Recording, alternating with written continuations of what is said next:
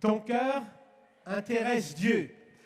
Alors, vous savez, jusqu'à présent, on disait dans la culture française, « Oh, mais c'est pas par l'opération du Saint-Esprit. » Eh bien, à partir de cet après-midi, tu vas dire, « Oui, je suis allé dans une réunion, au pétard, c'est par l'opération du Saint-Esprit. C'est arrivé, blang. » Alors, dis à ton voisin, prépare-toi à être opéré.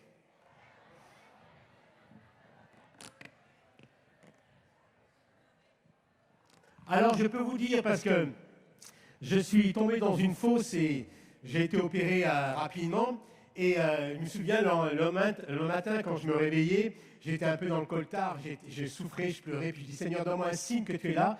Et il y a le médecin qui m'a réanimé, qui est aussi l'anesthésiste qui est aussi à côté, me met la main sur la joue et me dit, je crois que je vous reconnais. Je dis, ah bon? Vous m'avez vu où? Vous êtes venu prêcher dans ma paroisse. Je dis, ah. Et là, tout d'un coup, je lui dis, mais je suis tout nu. Parce que dans les hôpitaux français, on ne vous opère pas habillé. Alors, vous inquiétez pas, dis à ton voisin, tu vas rester habillé aujourd'hui. Mais je me souviens, l'infirmière, elle me dit, le médecin me dit, oh, mais je pose sur vous un regard de soignant et non de croyant. Je dis, d'accord, mais remontez le drap quand même. Alors, je peux vous dire que j'ai prêché l'évangile, les misérables, les nus, mais peu importe l'état de ton âme, l'état de ton corps, rien n'empêche le message. Oh, merci beaucoup, messieurs. On peut les applaudir, les techniciens, hein? Bravo! Bravo! Et puis toute la technique qui est là-bas, on peut les applaudir, ouais! La technique, c'est comme le ménage. C'est quand ça ne marche pas ou c'est quand il y a un truc par terre qu'on ne marque pas. Mais là, je peux vous dire, vous avez fait un bon effort. Dis à ton voisin, continue à bien entretenir cette propriété. Hein? Alors, je vous disais quoi là? Je vous disais quoi? Qu'est-ce que j'étais en train de vous dire? Bah, dis donc, je vois que vous écoutez bien. Bon, bref. Ah oui, il faut que je vous dise une chose. C'est que ton cœur intéresse Dieu. Et si ton cœur est intéressé par Dieu, tu vas vite réaliser pourquoi l'ennemi de notre âme, celui qu'on appelle le diable, ou celui qu'on appelle le démon, ou tout ça, donc je ne vais pas lui faire de la pub, là, je vais les citer une fois ou deux, c'est déjà une fois de trop, va tout faire, mais surtout va utiliser les autres, mais surtout va utiliser dans ta croyance, le regard que tu poses sur toi-même pour dire, c'est pas possible, Dieu ne peut pas m'utiliser, t'as vu dans quel état je suis? Alors, tu regardes ton voisin, tu dis, oh oui, c'est vrai, tu es dans un sacré état. Regarde ton voisin et dis, oui, tu es dans un sacré état. Maintenant, je vais vous dire quelque chose. Si ton voisin rigole, ça veut dire qu'il est en train de dire, je suis même pire que ça. Pourquoi? L'apôtre Paul nous a dit que nous ne devenions pas des vases de fer, mais que nous resterions des vases de terre. Et d'argile, et fragile, parce que ce qui fait la valeur de nos vies, c'est pas le récipient, mais le contenu. C'est le Christ en nous par la foi. Le message que nous véhiculons en nous est inaltérable en rien. Ce qui fait que, moi je peux vous dire, quand j'étais allongé, et même je ne pouvais plus bouger, donc on m'a monté dans une chambre, et je me souviens, l'infirmière, j'étais poussé, il y avait les brancardiers, ils disaient, le 218, c'était moi, c'est un pasteur. Ils ont tous défilé dans ma chambre. Et notamment, il y avait une infirmière polonaise, elle me dit, c'est vous le pasteur qui aimait les catholiques? Je dis oui, elle dit, je vais bien vous occuper de vous. Et je peux vous dire, tout le temps, j'ai même pas pu péter tranquille. Tout le monde était là. Parce que à l'hôpital, c'est le seul endroit autorisé où on te pose la question. Il y a déjà des gens qui sont à l'hôpital, levez la main, ceux qui sont là à l'hôpital. On vous pose la question suivante. Avez-vous eu vos gaz aujourd'hui? Alors maintenant, si je vous pose la question à ton voisin. Non, non! Je plaisante! Je plaisante! Je plaisante, madame. Mais si ton voisin rigole, c'est qu'il a eu ses gaz aujourd'hui. Parce que le jour où vous n'aurez plus de gaz, vous serez mort. et vous allez comprendre ce que ça veut dire péter de joie. Bon, allez, on revient plus sérieux. Donc, nous sommes le vase, des vases d'honneur. Et c'est pour ça que nous sommes appelés à être d'argile et de fragile et pas de fer. Vous savez, si on met de l'eau dans un pot de terre, ça ne contamine ni pollue l'eau. Mais si tu mets de l'eau dans un vase de fer, ça le pollue, ça le change de goût. Eh bien, c'est exactement ça. L'Évangile, pour pas qu'il ne change de goût, Dieu a utilisé des hommes et des femmes fragiles. Et vous êtes sur la liste. Tu peux dire à ton voisin, parce que je vais vous donner une parole de connaissance. Dieu cherche des déglingués, névrosés, particuliers, uniques, bizarres. Et tu peux dire à ton voisin, je crois qu'il parle de toi. Voilà. À partir de là, tu es sélectionné et rien ne pourra faire que tu aies une note éliminatoire. Waouh! Par contre, il y a un diplôme qu'il faut avoir, je vous le dis tout de suite, le diplôme de l'échec. Qui parmi vous a ce diplôme? Levez la main. Ouh là là, beaucoup de monde, baissez la main. Qui a ce diplôme? Mention bien. Ah, je vois aussi pas mal de gens, très bien. Tous embauchés. À partir de là, vous allez comprendre que si vous avez une lecture humble sur vous-même, c'est-à-dire que lorsque Dieu va passer à travers de toi, tu vas savoir que ce n'est pas grâce à toi. Et quand Dieu va encourager, bénir, guérir, délivrer quelqu'un d'une puissance diabolique, tu vas dire, oh, pétard, ça marche. Puis l'autre, il va dire, oh, c'est super, qu'est-ce que tu as fait? Oh, ben, moi, j'ai rien fait, j'ai fait le minimum. Dieu te demande que le minimum, et je vous l'ai dit hier pour la guérison, Dieu ne vous demande pas de réussir, Dieu vous demande de continuer. Alors dis à ton voisin, continue. Continue. Alors, très bien, on y va. Première diapositive, la deuxième diapositive, on y va ce soir. Enfin, cet après-midi, je vais vous parler du cœur. Parce qu'on va se faire opérer le cœur tout à l'heure. Allez, on y va. Car c'est du dedans du cœur des hommes et des femmes que sortent, regardez, les mauvaises pensées, les adultères, les impudicités, les meurtres, les vols, les cupidités, la méchanceté, la fraude, le dérèglement, le regard envieux, la calomnie, l'orgueil et la folie. Ça veut dire inclus tous les hommes et les femmes, peu importe dans l'église à laquelle vous appartenez ou vous n'appartenez pas. C'est ce qu'il y a dans votre cœur, ce n'est pas moi qui le dis, c'est Jésus, et Jésus ne peut être menteur. À partir de là, ce qu'il y a dans notre cœur, là, n'est pas un obstacle, mais un combat à lequel il faut gagner. Et ce combat, nous allons le gagner, et par la foi, et par la prière, et, je vais lâcher la bombe, par la sainteté. Parce que, comme je vous l'ai dit, mais il y a des gens qui n'étaient pas là hier, alors on les bénit quand même, vous êtes des saints, et vous n'êtes pas des pécheurs qui essayaient de devenir saints, vous êtes des saints qui péchaient de moins en moins.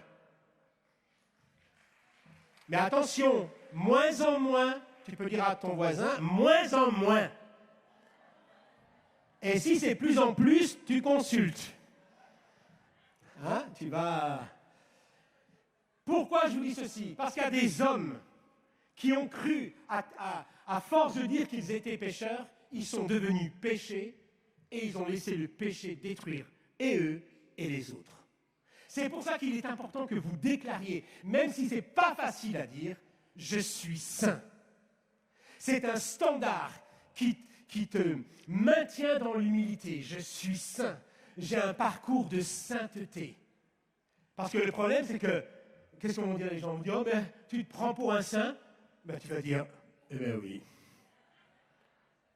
Mais non, dis à ton voisin, regarde, on va faire un petit essai. Dis à ton voisin, tu es pécheur. Dis-lui à ton voisin. Et tu as vu, tu as dit, oh, je sais. Mais Jésus, et encore moins tous les apôtres, ont appelé les premiers chrétiens pécheurs. D'ailleurs, les premiers chrétiens, les premiers disciples, on les a appelés chrétiens. Et dans la Bible, dans l'Écriture, on les a toujours appelés des saints. Vous savez pourquoi? À cause du regard de miséricorde de Dieu le Père au travers de son Fils qui est compassion. Et il te voit saint. Pourquoi? Parce que ta vie est cachée en Christ Dieu. Alors dis à ton voisin, va te cacher. Va te cacher en Christ Dieu. Parce que si tu es devant le Christ, alors tu seras un pécheur. Mais si ta vie est cachée en Christ Dieu, alors tu seras saint, parce que la personne qui est en face de toi, et même l'ennemi, sera obligé de te lire avec j'allais dire, comment on l'appelle, lire avec... comment on appelle ça? Avec le filtre, merci, du Christ. Oh, c'est pas vrai. Il a accepté le Christ. Un saint. Wow. Alors, allez, on continue. Vous regardez, vous avez toutes les prédictions. Oui, que Christ habite dans vos cœurs par la foi. Et pas par une connaissance intellectuelle, mais par la foi. Pourquoi Christ veut habiter dans ton cœur par la foi? Parce que c'est là le champ de bataille. Il y a un champ de bataille qui est ici, qui est là, qui est là, qui est là. Il y a tous ces champs de bataille, je ne vais pas vous dire aujourd'hui tous, mais que le Christ habite dans vos cœurs par la foi, afin qu'étant racinés, fondés dans l'amour du Christ, vous puissiez comprendre quelle est la largeur, la longueur, la profondeur et la hauteur de l'amour et la plénitude de Dieu. Le Christ est à la droite de Dieu le Père, et il intercède pour vous. Ça, c'est la réalité, mais par la foi, il est dans ton cœur. Alors dis-le à ton voisin, par la foi, il est dans ton cœur. Par la foi, il est dans ton cœur. Ton cœur est la propriété de Jésus par la foi. Dis-le. Ton cœur est la propriété de Jésus par la foi. C'est pour ça que s'il venait avoir une puissance autre, alors il va y avoir un combat, et je vais vous la faire très courte. Un démon, c'est toujours mieux dehors que dedans. Quand vous entendez quelqu'un crier à cause d'un démon, je ne parle pas à cause d'une douleur, c'est que le démon te dit « Coucou, je m'en vais, j'ai compris ». Un démon, c'est comme un espion. Il n'a de valeur que lorsqu'il est inconnu et silencieux. Attends, ça, je vous la refais parce que ça vous a cloué le bec. Un démon, c'est comme un espion. Il n'a de valeur que lorsqu'il est inconnu et silencieux. Et le monde des ténèbres ne supporte pas son admirable lumière. Et c'est pour ça que même les démons, lorsqu'ils parlaient à Jésus, ils disaient « Oh, tu es le Fils du Dieu !» Très haut. Jésus se tourne, il dit « Tais-toi ». Vous savez pourquoi Jésus dit « Tais-toi » Pas parce que c'est un mensonge, mais Jésus ne veut pas entendre de la bouche du menteur la vérité, il veut l'entendre de ta bouche à toi. Et j'aimerais te dire à vous, vous qui avez été voir peut-être des marabouts, des sorciers ou des voyants, s'il dit une vérité sur ta vie sortant de sa bouche, ça reste toujours un mensonge. Vous voulez que je vous le redise ça? Ben, vous achèterez le CD. Non, il n'y en a pas. Quand une puissance occulte essaye d'être une emprise sur toi, il va dire une vérité sur ta vie pour te lier. Mais moi, je vous dis, même si un démon ou une voyante dit une vérité sur ta vie, sortant de sa bouche, étant donné qu'ils ont le père, le diable, et c'est le père du mensonge, ça reste un mensonge. La vérité te concernant, elle se trouve dans le cœur du Christ et elle se trouve dans ton cœur. Je pourrais te dire, par exemple, pour qui tu te prends? Mais pour qui tu te prends? Exactement. Princesse, prince, ambassadeur, héritier, co-héritier. Waouh, race élue, sacerdoce royal. Moi, une fois, quand j'étais dans la fonction publique, je suis allé voir la DRH. Elle me dit, vous voudriez habiter où? Je vais écouter plutôt par là. C'est pour ça que j'ai rencontré l'évêque. Et je lui ai dit, je voudrais habiter à Verneuilly-sur-Seine. Et elle me dit, mais vous croyez au miracle? Je dis, oui, comment vous le savez? Elle me dit, oui, j'ai des plaisantants, mais moi je ne plaisante pas. Mais je peux vous dire, moi j'ai un de mes neveux que le Seigneur bénisse. Très à l'extrême gauche, très anti-laïque, tout ça, anti-chrétien. Et quand je faisais un enterrement, et un jour il était là, puis il a dit, oh, mais tout ce que dit Carlos, c'est des conneries, tout ça. Oh, puis après, quelques temps après, 3 mois après, j'ai mon oncle qui meurt, et qui me dit, oh, bah, si tu veux, tonton, je peux t'aider, je vais lire un texte. Et moi, au fond de moi-même, je dis, ben non, tu ne liras pas. Puis Saint-Esprit dit, mais laisse-le lire ma parole. Je dis, ah non, mais quelle parole? Je te dirai. Et il me dit, tonton, je peux lire un... Oui, je vais te lire un texte. Tu vas découvrir le jour d'enterrement, c'est très court. Il arrive devant 500 personnes alors qu'il avait témoigné à tout le monde qui ne croyait pas en Dieu. Je lui fais lire à son insu le texte de Thomas qui dit « Tu es mon Seigneur et mon Dieu ». Il me dit, ça suffit? Je dis, oui, c'est largement suffisant. Frères et sœurs, et puis moi, je peux vous dire, j'ai travaillé dans les milieux très anti-chrétiens, avec les politiques que vous voyez. Je me souviens, il y avait une responsable socialiste qui était là, elle était très moqueuse, elle me provoquait. Elle me dit, donne-moi une parole de Jésus. Je dis, bah oui, va et ne pêche plus. Elle me dit, oh, c'est très bien, ça se trouve où? Je dis, bah tu vas à ton bureau, tu fais Google, puis tu vas trouver. Et je la vois, elle monte dans les étages, puis tout d'un coup, elle fait, oh, salaud! Je dis, quoi? Mais je ne suis pas une pute. Je dis, mais je n'ai pas dit que c'était une pute. Tu m'as demandé une parole de Jésus, je t'en ai donné une.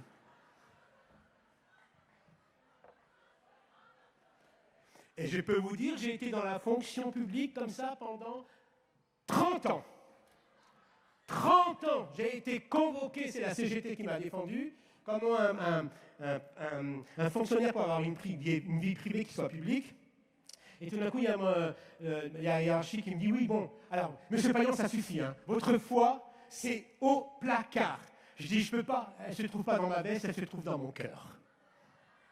Alors la foi, elle se trouve dans ton... Et le Christ habite dans ton cœur par là? Waouh, bravo! On continue. Si votre cœur vous condamne, Dieu est plus grand que ton cœur. Si ton cœur te condamne, Dieu est plus grand que ton cœur. Alors j'en profite parce que les premiers voisins sont à plus de 1,5 km. À part les vaches et les poules qui sont là-bas, personne. Et les oiseaux, vous avez remarqué les oiseaux?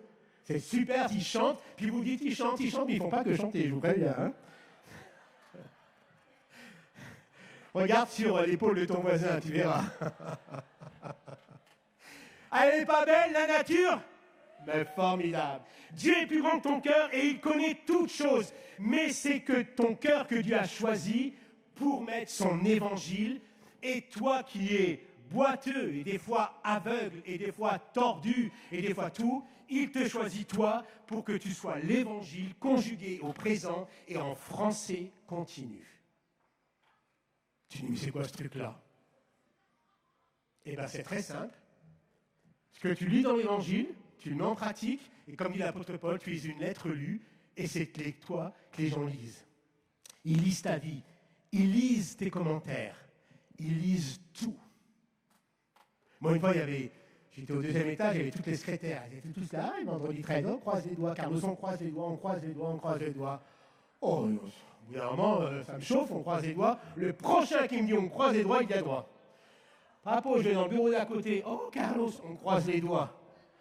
Je dis, écoute, je vais te dire une chose. Moi, je ne croise plus les doigts depuis que mon Dieu a croisé les pieds à la croix. Oh, on me dit, c'est quoi ce truc-là? Eh bien, je vais t'expliquer. Je peux vous dire, parce que mes collègues ont été convoqués. On leur a demandé si je faisais du zèle et si je leur annonçais l'Évangile. Et tous ont dit aux enquêteurs, Carlos ne nous parle jamais de Dieu, c'est nous qui lui posons des questions. Et il faut qu'on te pose des questions sur ta vie. Donc tu donnes l'apéro, pas trop. Moi, par exemple, mes collègues, ils disent pas « Oh, tu pourrais prier pour moi, Carlos, dans l'assemblée de prière où tu vas ?» Non, non, mes collègues, ils font du style « Tu penses à moi dans tes trucs ?» Dans tes trucs, c'est ça. Alors, je peux vous dire que l'autre jour, il y avait, il y a quelques années, déjà il y a 3 ans, je suis sorti de la fonction publique, mais il y avait une quarantaine de chauffeurs au conseil régional de l'Île-de-France. Et il y en a un du coup qui s'est dit, oh, il y en a marre, Carlos, que tu parles de Jésus. Je dis, d'accord, faisons un deal. Il dit, oui, quel deal? Vous arrêtez de parler de cul, j'arrête de parler de Jésus. Qui a gagné? Donc, c'est-à-dire que vous avez les mêmes collègues que moi. Et j'ai parlé de Jésus. Et mes collègues jamais m'ont dit, Carlos, on va se confesser. Il me dit, bon allez, monte derrière, faut que je dise un truc. Faut que je dise un truc. Et là, ça leur arrache la gueule, ils me disent tout ce qu'ils n'ont jamais dit à personne. Et j'ai compris que Dieu était près de cela. Et même de mon chef, lorsqu'il était bourré, Carlos, tu crois que Dieu il m'entend? Je dis, ouais, il préférait t'entendre à jeun, mais il t'entend bourré quand même. Il faut que vous compreniez que Jésus est de la place pour eux tous. Pourquoi Dieu veut toucher ton cœur? Parce que dans ton cœur, il va mettre quelque chose d'essentiel. Tu vas entendre le cœur de Jésus qui va dire, il y a de la place dans mon cœur. Vas-y, va les chercher, va les aimer, va les aimer. Allez, prochaine diapo, on continue. que la bonté et la vérité ne t'abandonnent pas, attache-les à ton cou. Écris sur la table de ton cœur, tu trouveras ainsi grâce et bon sens aux yeux de Dieu et des hommes. On continue, prochaine diapositive. Vous me chercherez parce que vous me cherchez de tout votre cœur. Là, depuis hier soir, aujourd'hui, ce soir et demain, je vais vous dire, demain, on va avoir un acte prophétique fort pendant la messe avec l'évêque et avec les catholiques et les protestants qui vont être là. C'est qu'à un moment donné, on va commencer ensemble, on va continuer autrement et on va refinir ensemble. On va être une démonstration que l'amour pour nous est plus grand que tout. On va respecter nos églises, mais on va laisser parler nos cœurs. Donc, si vous voulez être bouleversé, embelli, transpercé, alors préparez-vous. Dis à ton voisin, ça va tomber dessus, je crois. Ça va tomber dessus. Et si ton voisin fait, c'est pour lui. On continue. Ô Dieu, crée en moi un cœur pur, renouvelle-moi un esprit bien disposé. Et si vous avez fait des kilomètres, d'accord? Alors, on va faire, tiens, j'aime bien dire ça. Qui sont les doyens parmi nous? Qui a plus de 80 ans? Levez la main. Oh, ouais, alors les papis là-bas, 85, plus? Combien? 85. 82. Il n'y a pas plus de 85? 86.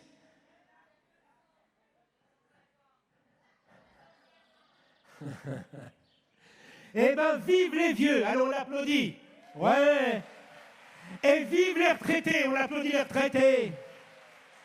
Et vive ceux qui travaillent. Ils ne sont pas beaucoup, alors on les applaudit quand même. Et vive les fonctionnaires. On les applaudit aussi. Et vive ceux qui foutent rien. On les applaudit aussi. Ben oui, frères et sœurs, Dieu se sert de tout le monde. Et toi, dans ta liste, tu dis, oh là, Dieu faudrait qu'il fasse ça, ça, ça. Eh bien, j'ai appris que Dieu fait ce qu'il veut, avec qui il veut, quand il veut. C'est pour ça, dans les Corinthiens, il distribue son don selon sa volonté. Il passe ni par les prêtres, ni par les évêques, ni par les anciens. Il donne les dons à qui il veut. Alors toi, tu es là, tu es chrétien depuis longtemps. Tu as l'autre qui arrive, la tête enfarinée, là, encore moitié pécheresse. Dieu lui donne un don. Tu dis, oh, c'est pas possible, elle lui tombe dessus à elle. T'as vu, elle marche de travers, elle est dans le col, elle n'a pas la lumière à tous les étages, ça se voit. Mais Dieu passe par elle. Tu sais pourquoi Dieu passe par elle? Parce que Dieu passe par les petits, par les pauvres. Dieu passe par ceux que tu n'as pas choisis. Dieu ne te consulte pas, il ne fait pas un sondage. Est-ce que vous êtes d'accord si je vous envoie un tel? Ben, non, tu vas dire un tel? Non, j'en veux pas. Non, allez, on continue. Jésus répondit, tu aimeras le Seigneur ton Dieu de tout ton cœur. Donc à partir de là, et de toute ton âme, regardez, tout ton cœur guéri, toute ton âme guérie, toute ta pensée guérie. Et alors tu vas avoir la plénitude de Dieu, tu vas avoir le regard de Dieu. Et l'autre, quand tu vas le voir, tu vas lui dire, oh, alors lui c'est un enfant de Dieu. Lui il va se convertir, lui Dieu peut le guérir, lui peut le sauver. Et actuellement sur Paris, dans les quartiers nord de Paris, ceux qui foutent le bordel partout, Dieu est en train d'utiliser des jeunes pour aller chercher ceux à l'extrême de tout, il les ramène à la foi avec des larmes. Dieu est en train de faire ça. Allez, on continue. Moi, j'ai pas la télé, c'est éteinte, je ne sais pas pourquoi. Ah si, ça a marché. Prochaine. Un cœur joyeux est un bon remède. C'est pour ça, Julie vous a parlé de la louange, mais aussi à mon stand, vous avez la louange, le nouveau CD de louange. C'est 15 refrains catholiques et évangéliques qu'il y a eu pendant la pandémie. Vous savez que pendant la pandémie, il s'est passé une chose. Le premier chant qui a été au niveau mondial, vous savez lequel c'était? Jérusalem est là, vous savez? Jérusalem est là. Les chrétiens n'ont pas voulu danser, Dieu a fait danser les païens. Partout. Ça voulait dire, là, la Jérusalem terrestre, c'est rien, et la Jérusalem céleste. Waouh, le message. Deuxième message, la bénédiction d'Aaron. Dieu bénit ta famille, les enfants, tes enfants. Ça n'est jamais arrivé dans l'histoire de l'Église. Toutes les églises, toutes les paroisses, catholiques, protestants, orthodoxes, anglicans, toutes ont chanté la bénédiction d'Abraham dans toutes les langues. C'est le chant qui, pendant le confinement, a été traduit et chanté par des millions et des millions et des millions de personnes. N'attendez pas, merci, ni TF1, ni France 2 pour savoir ça. C'est ce qui s'est passé réellement. Donc quand tu chantes la louange de Dieu, c'est un bon remède pour tout ton corps. Allez, on continue. Je vous donnerai un cœur nouveau. Donc c'est ce que le Seigneur veut faire. Et il veut retirer un cœur de pierre, la dureté, la sévérité, comment tu juges les autres. Dans la vie, tu mûris ou tu pourris. Quand tu mûris, tu t'attendris. Quand tu pourris, tu t'endurcis. Touche ton voisin. S'il est dur, il s'endurcit. S'il est doux, il s'attendrit. Allez, continue, prochaine diapo. Prochaine diapo, s'il te plaît. Il guérit ceux qui ont le cœur brisé. La première chose que Jésus va faire lorsqu'il va rentrer dans la synagogue, il va aller chercher le texte, il va réaliser, il va faire incarnation du texte, et il va mettre en pratique, et il va guérir les cœurs brisés. Parce que si ton cœur brisé n'est pas guéri, tu vas parler le mal guéri. C'est-à-dire que tu vas parler avec sévérité, dureté. D'ailleurs, regardez ceux qui abandonnent nos assemblées, nos églises. Ils disent tous la même chose. Ils sont durs, ils ne supportent pas le regard exigeant, sévère. Ceux qui sont allés dans certaines écoles, tout ça, ils ont tous le même mot. C'était dur, c'était sévère. Il y avait une dureté. Ah, pourtant que notre Dieu est le Dieu des tendresses. Et Jésus, alors que vous voyez, l'apôtre Paul a été le plus violent lorsqu'il s'appelait Saul de Tarse, il va rencontrer le Christ et il va dire lui-même, c'est le seul de tous les apôtres qui va dire « Je vous chéris de la tendresse de Jésus ». Le plus violent va être le plus tendre.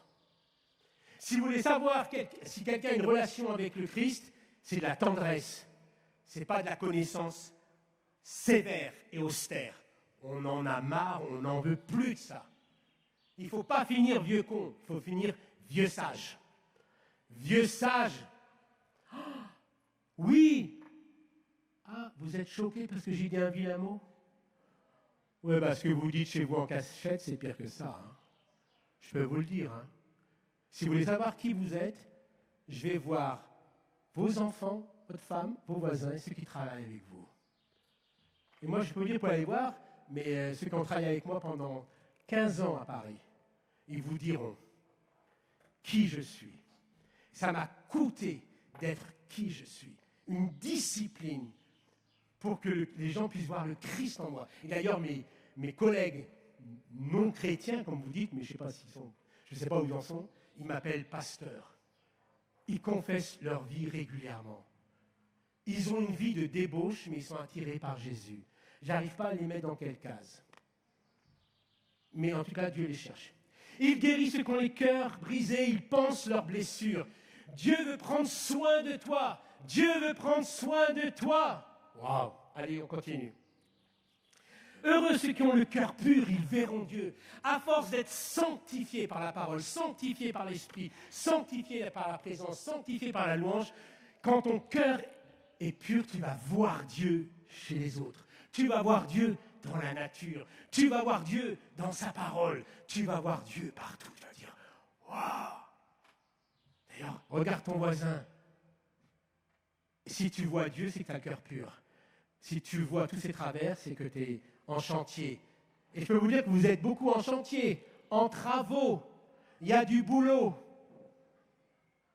Qui c'est qui est en travaux? Levez la main. Oh pétard. Allez, on continue. Je serre ta parole contre mon cœur afin de ne pas pécher contre toi. Oh, il faut la serrer, il faut mettre une pression. Il faut avoir des moments d'onction. Si l'onction n'est pas plus forte que la tentation, vous allez tomber en tentation. L'onction, c'est lorsque la présence de Dieu se fait réelle, lorsque vous priez, on chante ensemble. Vous savez, vous avez vu hier soir comment la présence de Dieu était forte. Ouais. Afin de ne pas pécher contre toi. On continue.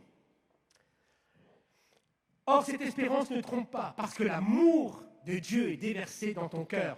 C'est dans un cœur purifié, lavé, sanctifié que l'amour de Dieu vient. Parce que sinon, ça va faire des mélanges. Tu vas dire, Jésus t'aime, et tu vas lui dire, tiens, dur, tu vas être une dureté extrême.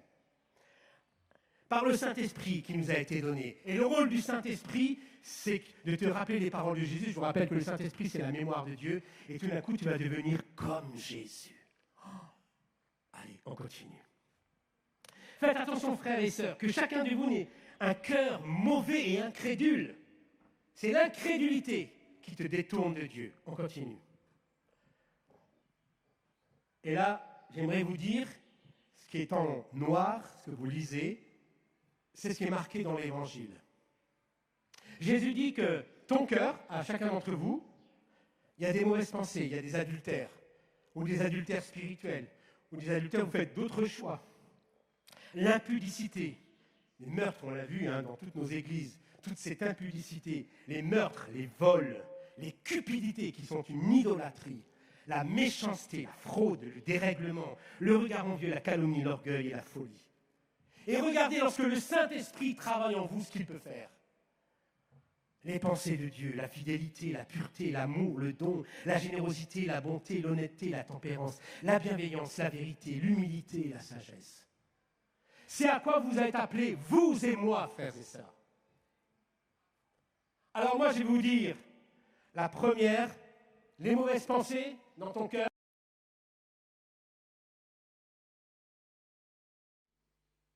Ouais, on va faire un essai. Dans ton cœur, il y a des mauvaises pensées. Tu réponds? Dans mon cœur, il y a les pensées de Dieu. Attention, vous n'êtes pas obligé de le répéter. Mais si vous le répétez, vous êtes lié par... la bouche te lie à la mort et à la vie. À ce moment-là, et je demande aux anges enregistreurs d'enregistrer.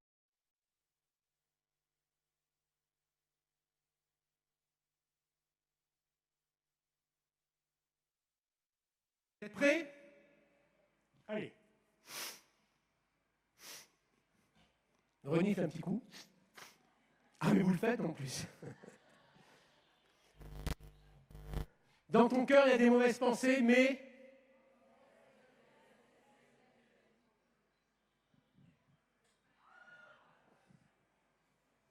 Et vous voulez qu'on évangélise la France avec ça? Vous êtes sûr? Dans mon cœur, il y a les pensées de Dieu, déterminées, prophétiques, enracinées. Dans ton cœur, il y a les mauvaises pensées? Dans ton cœur, il y a de l'adultère? Dans ton cœur, il y a l'impudicité? Dans ton cœur, il y a le meurtre? Dans ton cœur, il y a les vols? Il y a la cupidité? Dans ton cœur, il y a un cœur méchant? Dans ton cœur, il y a la fraude? Dans ton cœur, il y a le dérèglement? Il y a le regard envieux? Il y a la calomnie dans ton cœur? Est-ce qu'il y a l'orgueil dans ton cœur? Est-ce qu'il y a folie dans ton cœur?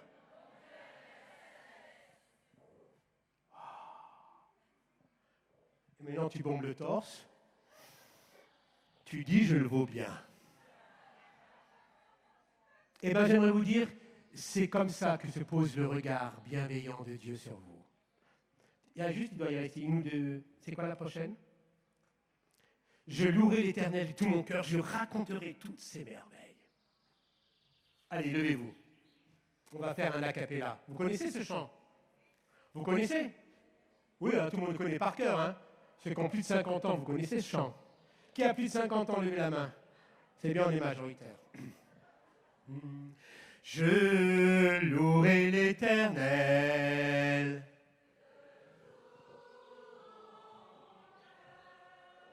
Je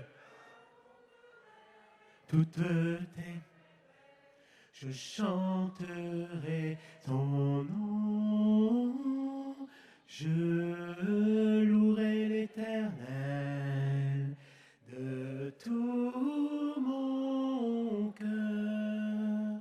Je ferai de toi le sujet de ma joie. Alléluia. Levez vos mains tous ensemble et prions. Coriambele lorele senkele liarele mele liarele sinkele mele. Kiliare mele liarele siliarele sore. Biliandele lorele sinkele liamele lorele. Kiliambele lorele sinkele lorele. Maintenant, mettez la main sur votre cœur maintenant.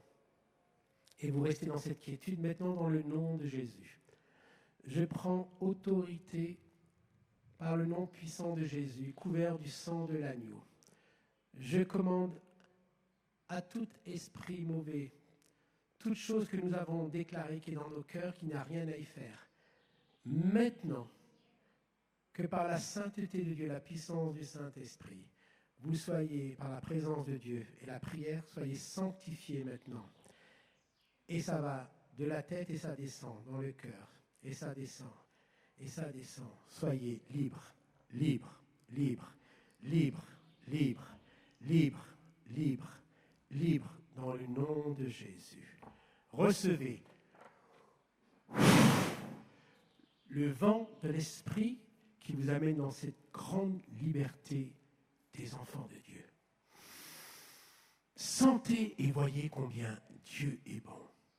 Et maintenant, vous allez respirer. Je suis libre dans le Christ. Et s'il y a quelque chose qui est coincé ici au niveau de la gorge, vous le sortez. Comme ça, vous pouvez le sortir. Si vous êtes coincé là, faites-le sortir. Ça n'a rien à rester ici. Allez.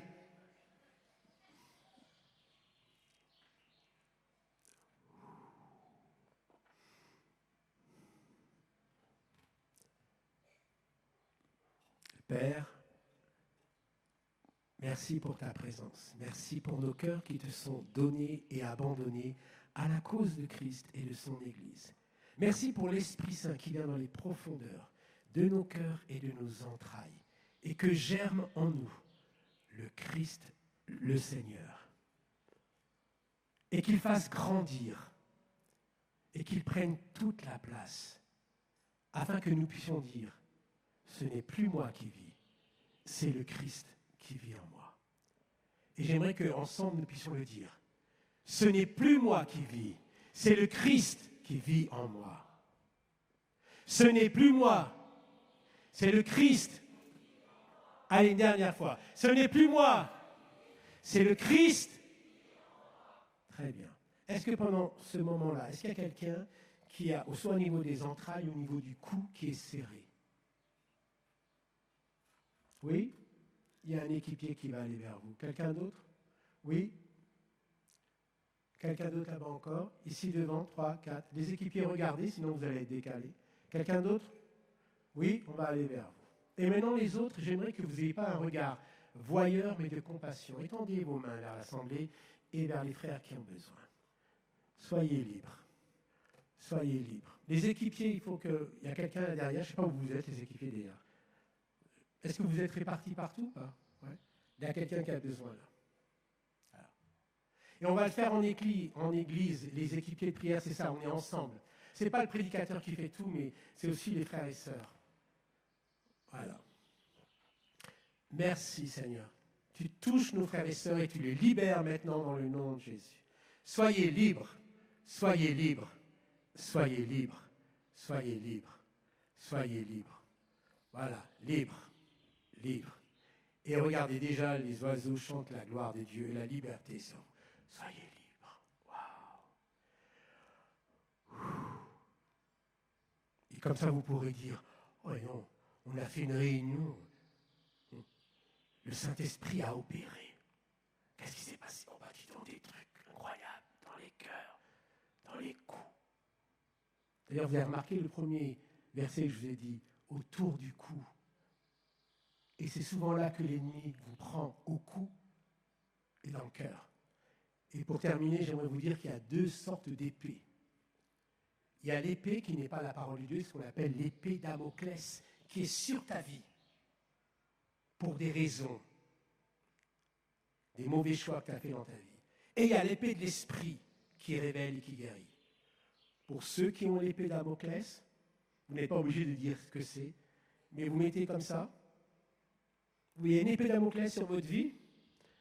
Il y a des choses qui, à chaque fois, tu ne sais pas dans quel côté ça va basculer. Et bien moi, je vais demander maintenant à la parole de Dieu, à l'épée de l'esprit. Et maintenant. Et tu l'enlèves. Allez, enlève-la maintenant. C'est fini. Tu ne dois accepter que la parole et l'épée de l'esprit sur ta vie. N'accepte aucune épée Damoclès dans ta vie. Ni dans ton cœur, ni dans ton corps, ni dans ta vie spirituelle. Tu es fait pour être libre, tu es fait pour recevoir de l'amour et en donner. Parce que tu es fait pour porter le nom du Christ. Dieu t'a choisi, il va te parfaire et jamais tu seras disqualifié. Amen. Soyez bénis. Dis à ton voisin, t'as bien fait de venir.